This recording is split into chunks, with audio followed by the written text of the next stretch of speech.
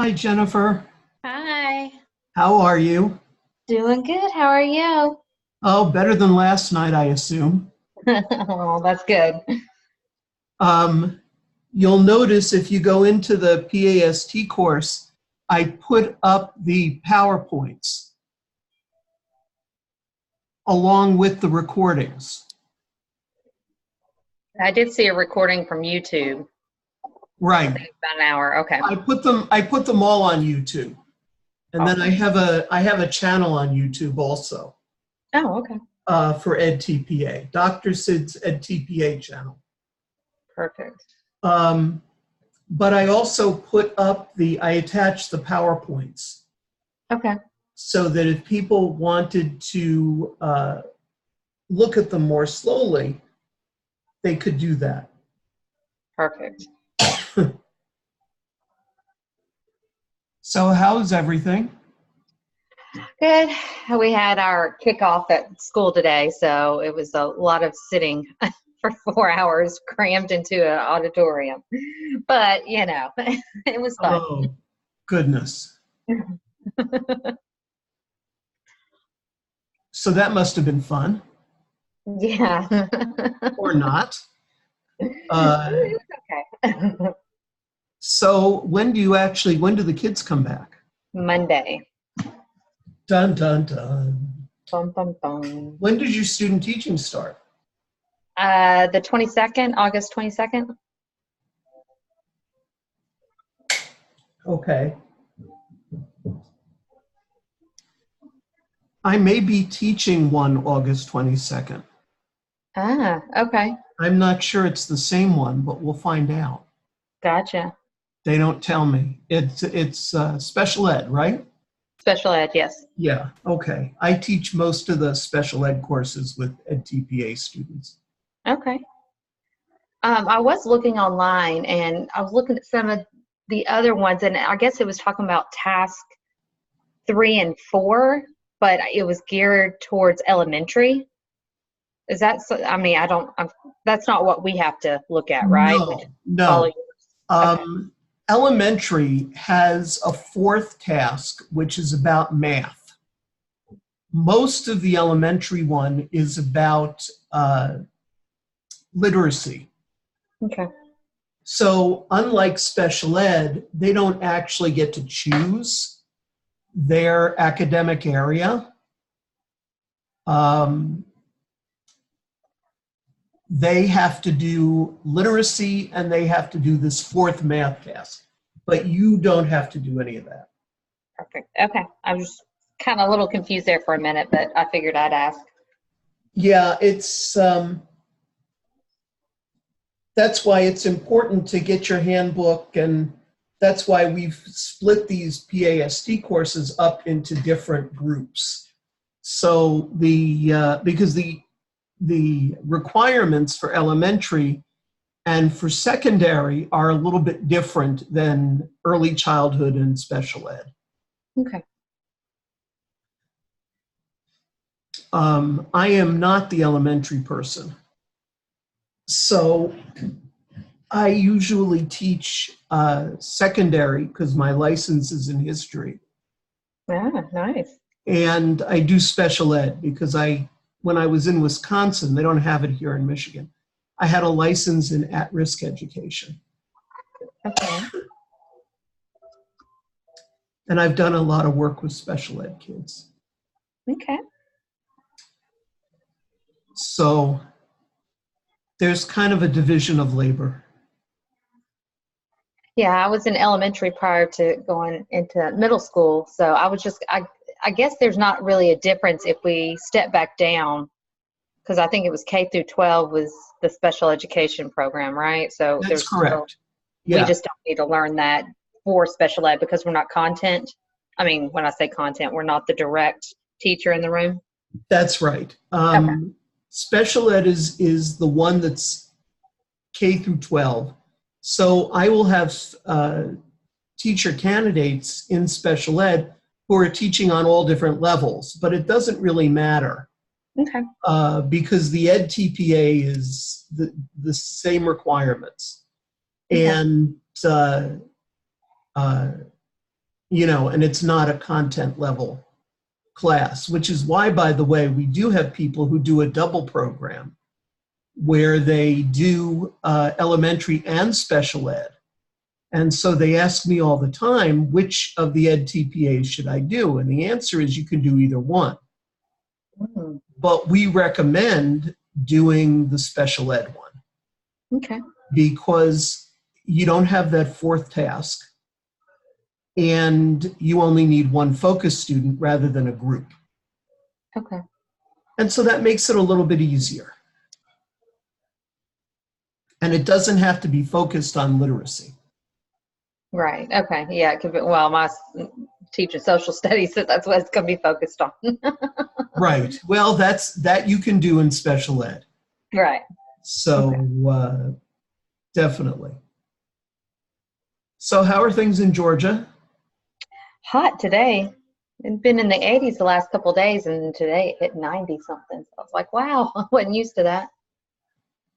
I had ancestors from Georgia, long time ago, from Forsyth in Monroe County. Well, I know where Monroe County is. I guess that's about an hour from here. Yeah. Their house is still there. Okay. So we will give people another minute. Oh, we owe them 2 minutes. 2 minutes. All right. And then we'll go ahead and we'll start. Okay.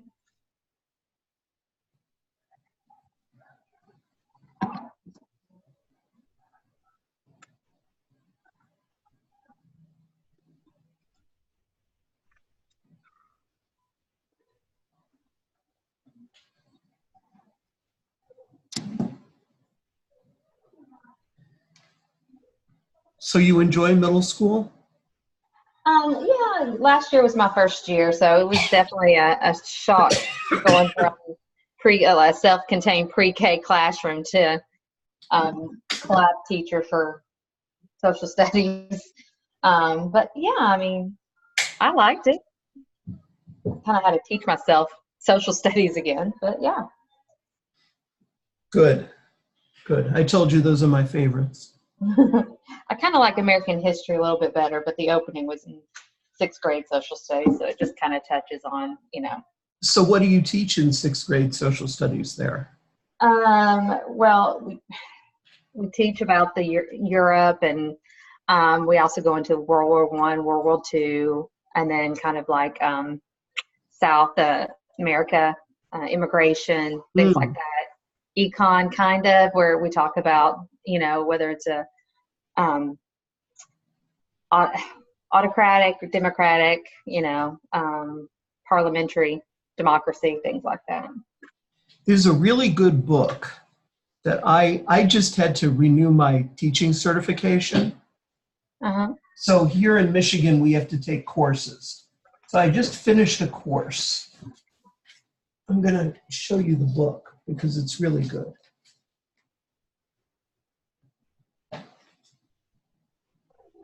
Okay. Here we go. I don't know if you can see that. What's it called? It's called Why Won't You Just Tell Us the Answer? Historical Thinking, grades 7 to 12, by Bruce Lesh, L-E-S-H. It's really good. It talks about how to take the teaching of history and make it into a lab. Okay. Have the students learn how to do historical research and write about multiple perspectives and things like that. Oh, nice. It's really very good. So I would recommend it. Okay. And I don't get any kickbacks or anything. But I just took a graduate course on it, and I really enjoyed it more than I thought I was going to. I took it because I needed the credits to get my license renewed. And And I wanted to take something in history because that's what I'm interested in. So I ended up taking that class, and it was very good. Okay.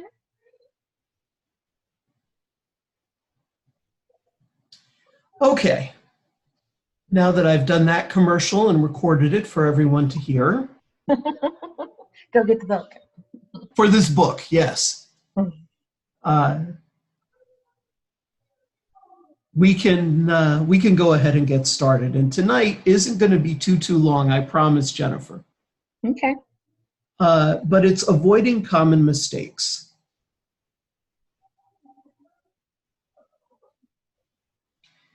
And so what we're going to do is we're going to go task by task and make sure that you have some background in some of the things you need to avoid. So planning for instruction and assessment. First, are your templates formatted as word processing files? Do not use PDF. Okay. It doesn't work well with this. The only thing that you should have that's in PDF will be your handbook. Okay. Are you using content-specific templates? In other words, as you know now, all of the different handbooks have different templates to go along with them. And so you need to make sure that you're using the correct template at all times. So, for example, if you see a template in the PAST course, which you may well do, know that it's probably not exactly the same template that you're going to use. Okay. Are you using appropriate lesson plan templates? I've mentioned this before. Use the short GCU template. If you don't have it, let me know. Send me an email at my GCU address, and I will send it to you. Okay. If it turns out that you're in my class, I'll be giving it to you anyway. Okay.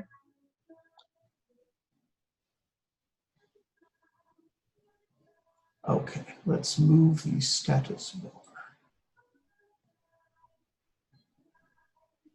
There we go. Okay. Do your plans for language development explain how you will support the whole class and groups of students? Okay, we talked about that in the video on academic language. You must plan for any scaffolding accommodations you are going to make to the lessons. So for you in special ed, this is not as big a deal because you'll be working directly on the goals of your focus learner rather than on the goals of an entire class.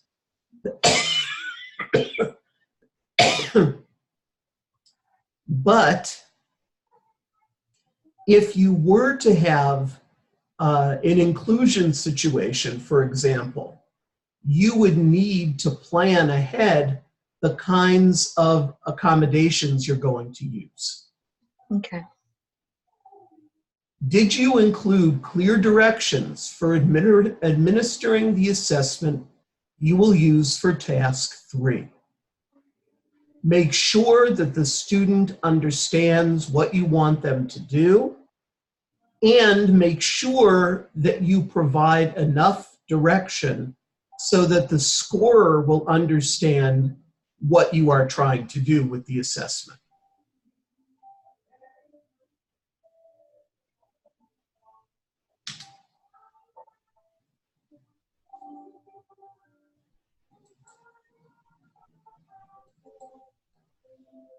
There we go. Does your assessment for task 3 include qualitative questions which can be correct or I take that back. quantitative questions, which can be correct or incorrect. What is quantitative? Do you know? Quantitative? Yeah. Not exactly what you might want it. I usually think math when I think. Okay, you're not far off. You're pretty much correct. Quantitative is anything that can be discussed in terms of statistics. Okay. It's either right or wrong. Math is certainly a quantitative content area. Is one right answer and the rest are wrong. When we do educational research, we talk about quantitative analysis as doing statistical analysis. So you need to have some of those. You also need to have qualitative questions, which are open-ended. Qualitative means those questions that do not necessarily have a correct answer, but require critical thinking skills, perspective, etc. You're going to find these more in line with English and, yes, social studies. So you're going to need to make sure that your assessment has both of these components. And finally, student voice questions, which include students assessing their own performance on the learning target or central focus. So make sure that there is a way for the students to provide their own feedback on how they believe they did. Okay? Okay.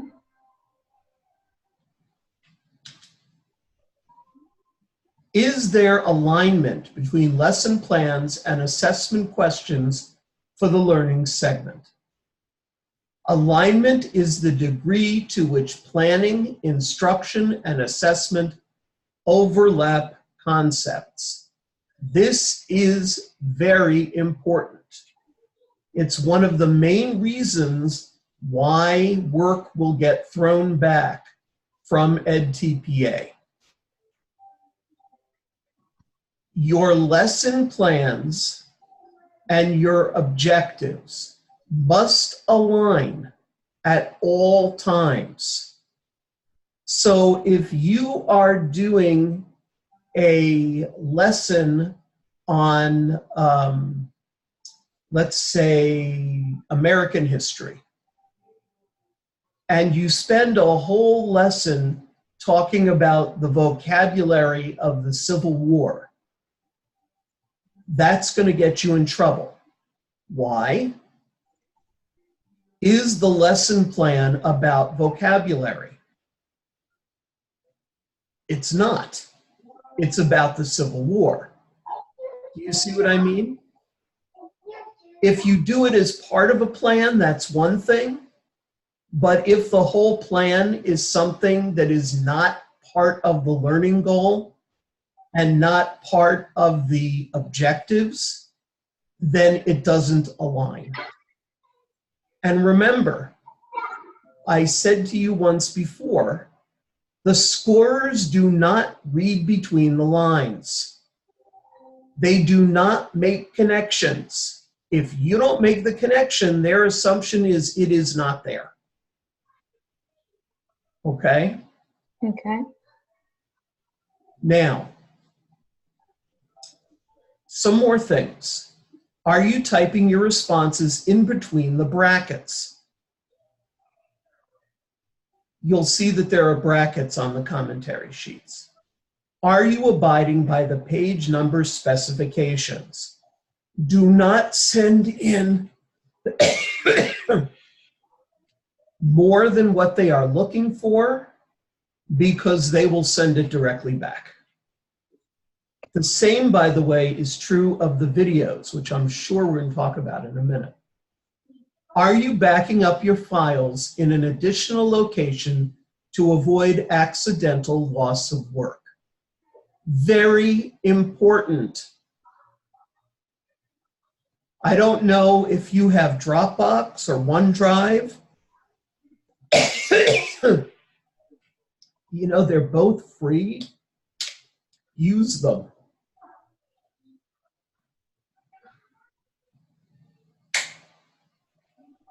You know that stuff can happen, right? Yeah.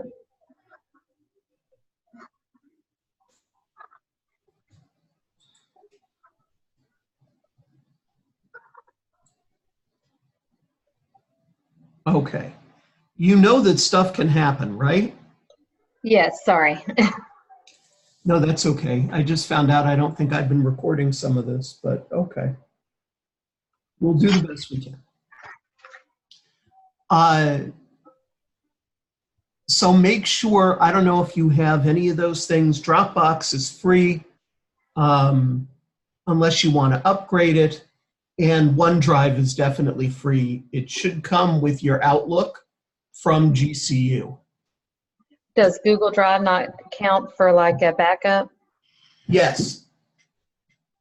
Yeah, you should have your files on the, all of my files are on Dropbox. Okay. And it does two things. Number one, if my computer goes, I don't lose them. Okay. And number two, I can access them anywhere that I am. So if you are correcting essays and the students had to email them to you or whatever, you just put them in Dropbox and then you can retrieve them either at home or at school or wherever you have a computer.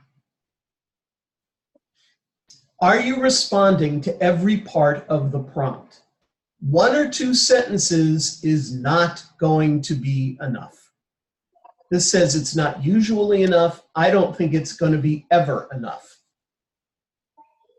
You need to make sure that you answer each of the prompts in detail. And make sure that you answer every part of the question. Task 2, instructing and engaging students in learning. First, have you obtained video consent for all students and adults who appear in the video?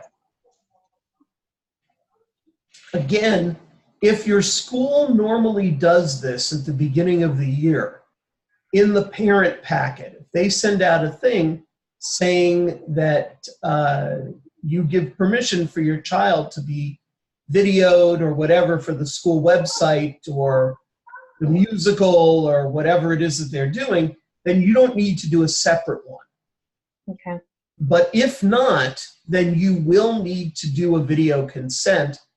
You have a sample of what that would look like on the PLN. You don't do anything with that. You will just hang on to it. It doesn't go to EdTPA and it doesn't go to GCU. It's just there in case there's ever a question. Okay. Next, have you maintained privacy in your video storage location? So OneDrive is the preferred secured storage location. Dropbox is also password protected. You just want to make sure that nobody can get to your video. You are not permitted at all in any way from putting your video on the internet. Okay. So you can't do it in YouTube. You may not, if you end up doing video student teaching instruction. In other words, instead of having a faculty supervisor come to your school, you have to send them videos. You may not use EdTPA videos for those observations. Okay.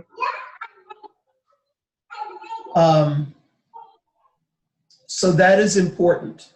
When you work on your student portfolio for your student teaching course, You will be submitting 2 videos to that, but again, they cannot be EdTPA videos.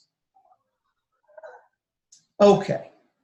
Does your video contain acceptable quality audio with any inaudible portions transcribed? So you don't want to do this like you're directing a movie. If your student is not speaking audibly enough, you can add some transcribed material that does not count towards your pages.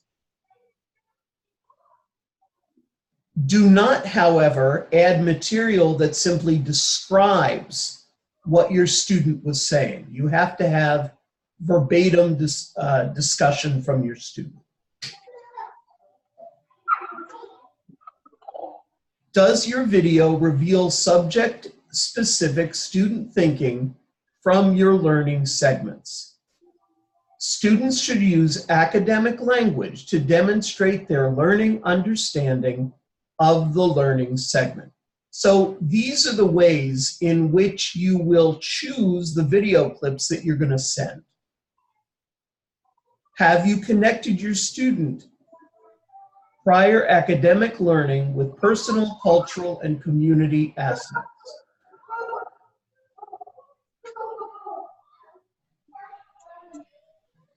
Do your clips demonstrate a respectful learning environment and student rapport? That's why it's important that at the beginning of the year, which of course for you is next Monday, when you are getting to know your students, understand that you're going to want to find one student with whom you have a very good rapport so that you can choose that student to be your focus student for EdTPA. Do you ensure your video clip meets the requirements for content and length? Each clip should be continuous without any disruption in footage. No editing. 1 to 2 clips, no more than 10 minutes each. So you can do 1 20-minute clip or 2 10-minute clips. Usually people will go with the 10-minute clips because then it doesn't all have to be from one place in all of your lessons.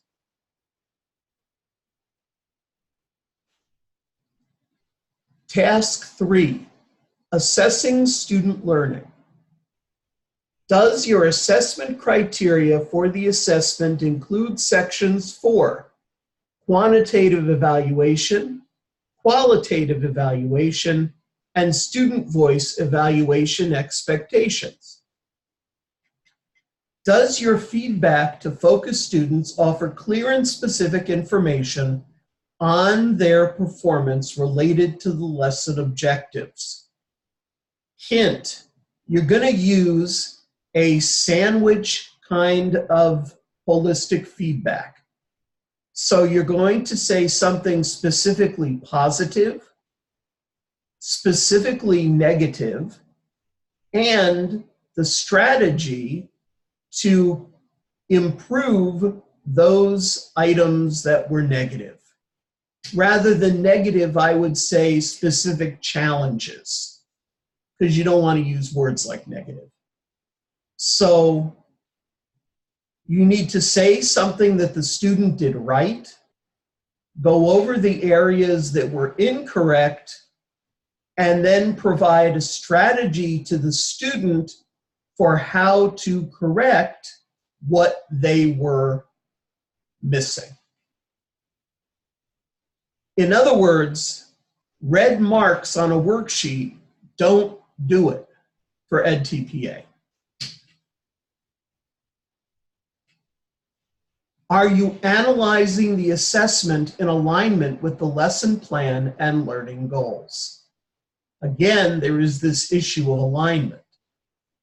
What level of thinking are students demonstrating? The closer we get to critical thinking, the better it is. What are the gaps in understanding the learning objectives and concepts of the learning segment? Remember, just for you to know, the learning segment is a unit plan. Does your analysis of student learning include patterns for different groups of students or individuals?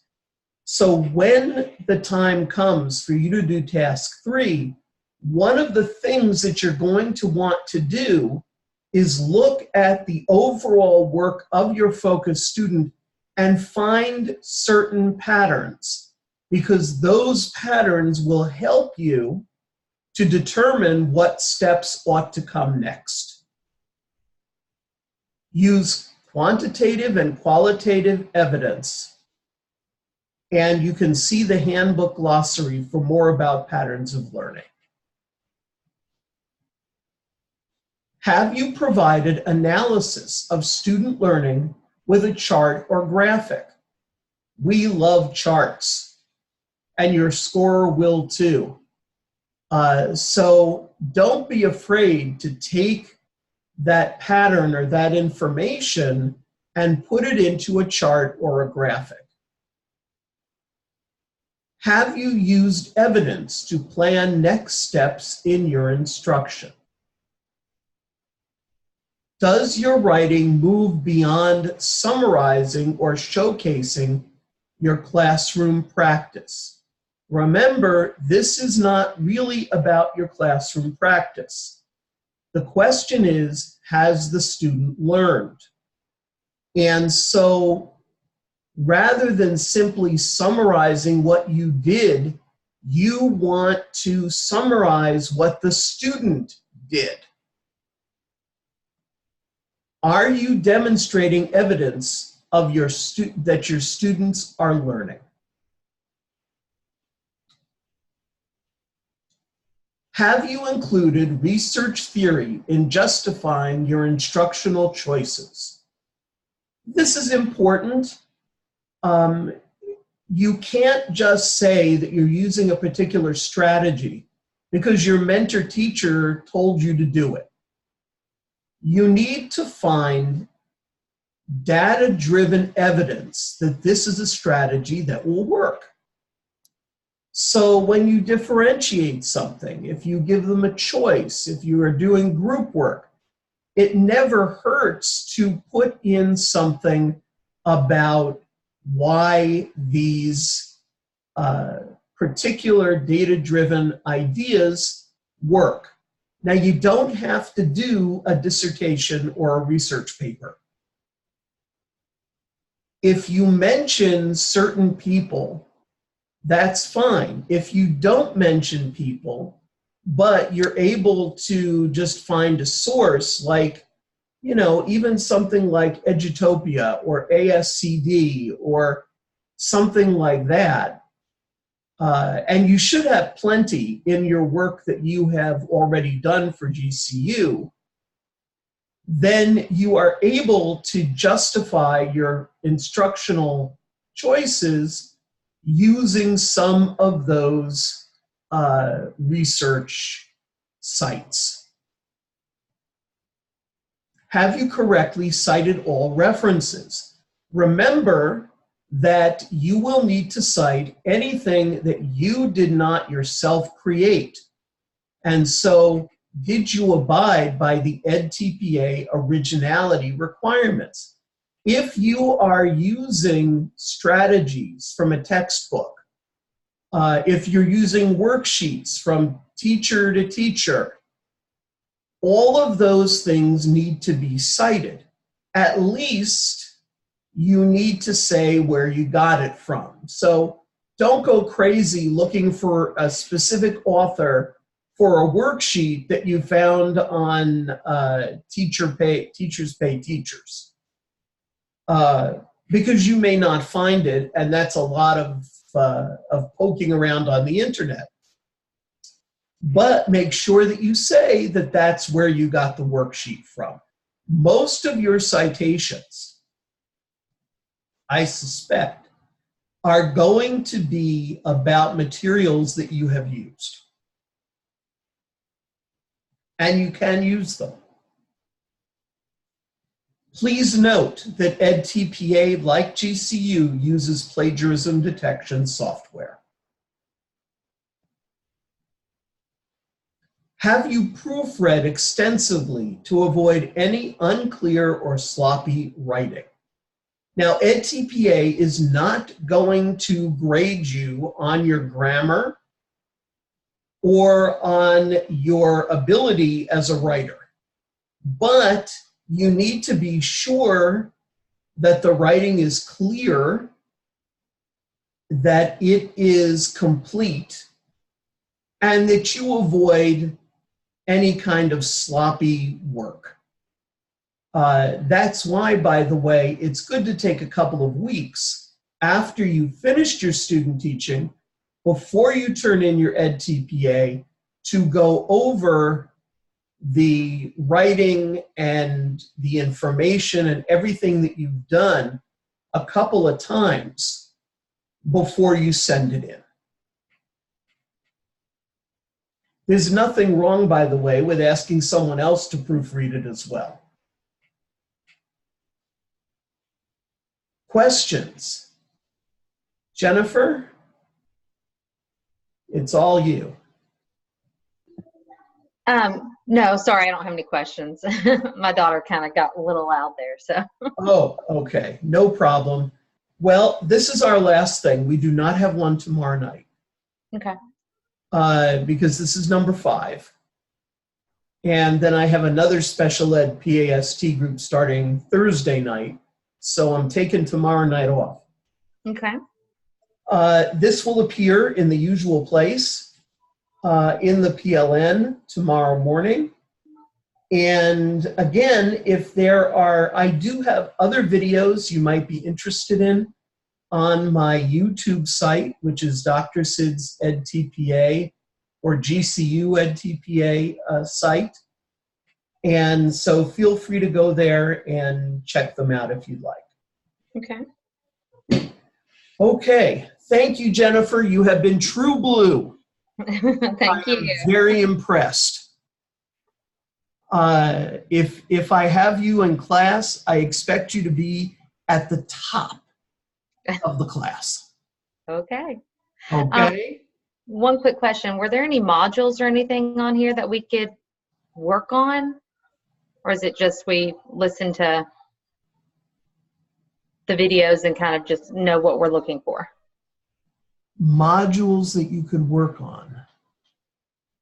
I don't know. I was kind of looking at the other one when it was talking about elementary and they wanted them to fill out a little area. But that's fine.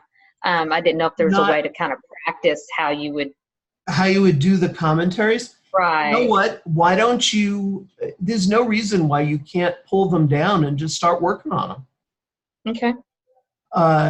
Get to know them. They are now your friends.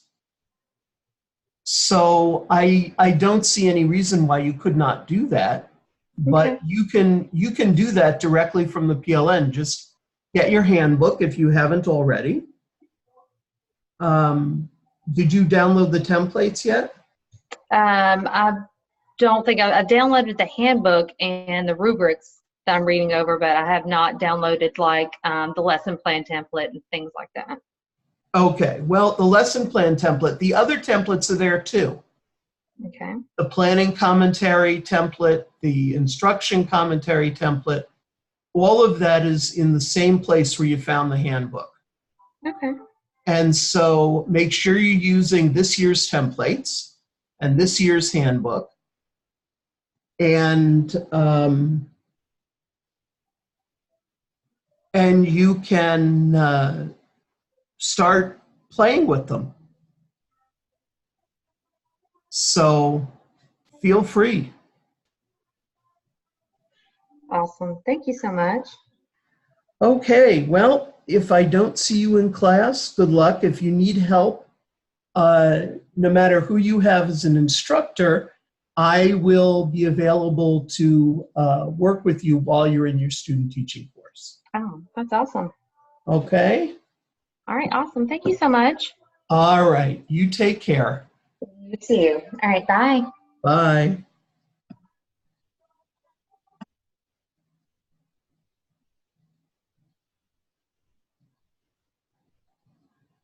Oh.